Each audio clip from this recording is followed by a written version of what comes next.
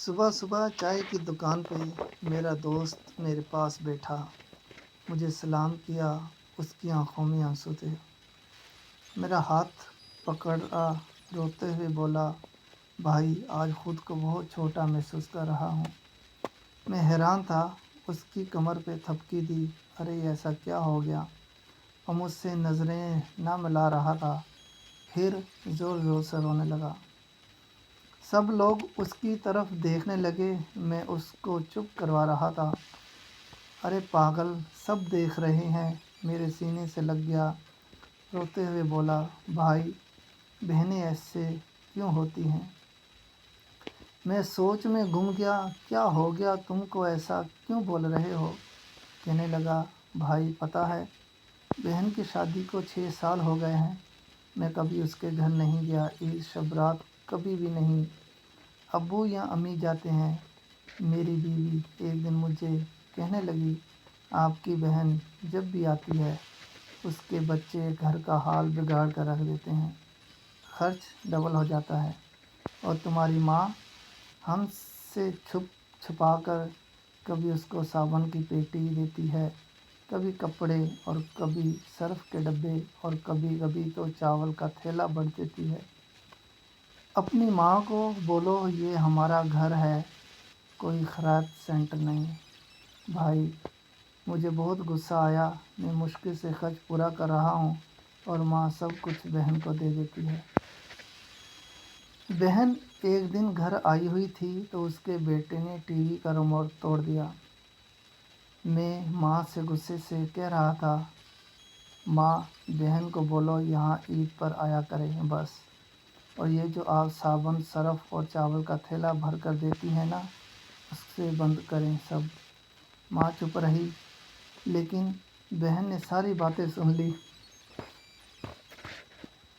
میری بہن کچھ نہ بولی۔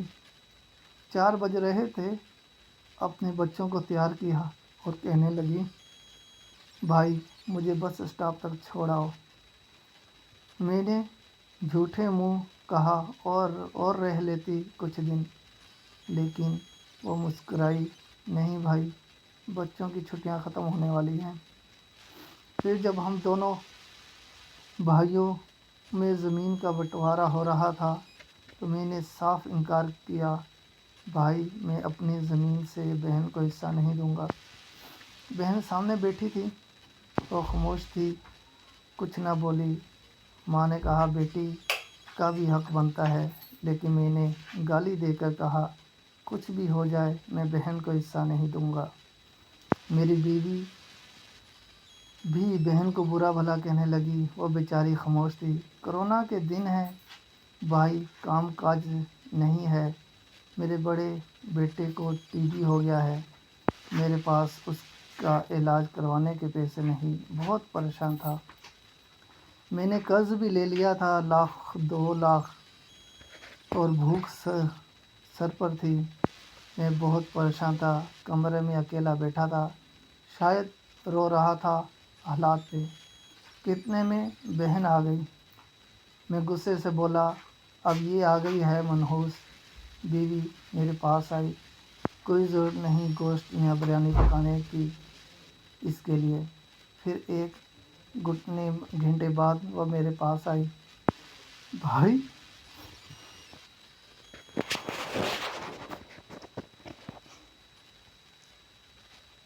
بھائی پریشان ہو؟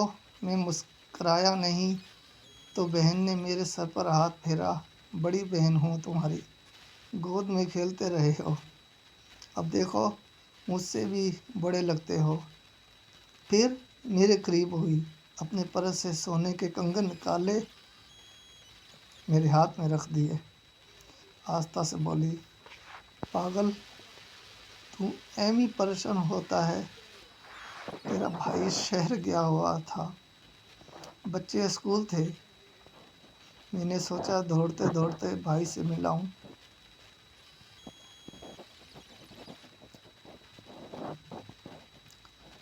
یہ کنگن بیچ کر اپنا خرچ کر لو، بیٹے کا علاج کرواؤ، اور جا اٹھ نائی کی دکان پہ جا، داڑھی بڑھا رکھی ہے، شکیل تو شکل تو دیکھ ذرا کیا حال بنا رکھا ہے تو نے۔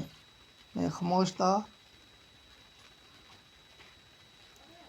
بہن کی طرف دیکھے جا رہا تھا۔ وہ آہستہ سے بولی، کسی کو نہ بتانا۔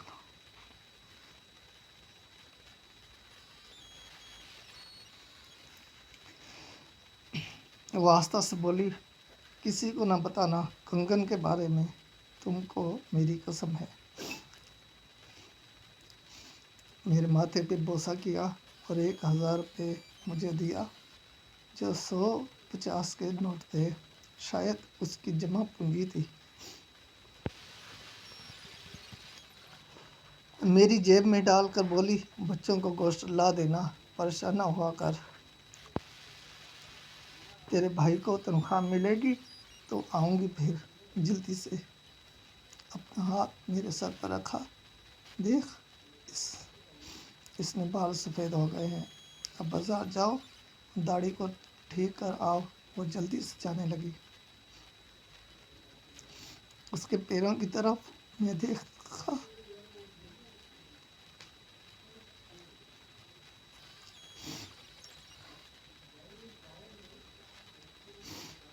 اس کے پیروں کی طرف میں دیکھا تو ٹوٹی ہوئی جوتی پہنی تھی،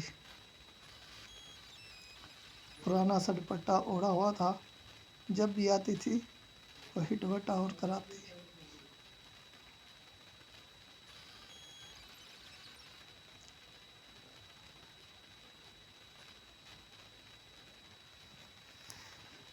بہن کی اس محبت پر مر گیا تھا۔ ہم بھائی کتنے مطلب پرست ہوتے ہیں، بہنوں کو پل بھر میں بیگانہ کر دیتے ہیں۔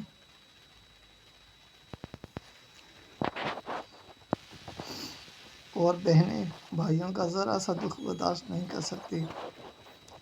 وہ ہاتھ میں کنگن پکڑے زور زور سے رو رہا تھا۔ اس کے ساتھ میری آنکھیں بھی نم ہو گئی۔ اپنے گھر میں خدا جانے کتنے دکھ سے رہی ہوتی ہیں۔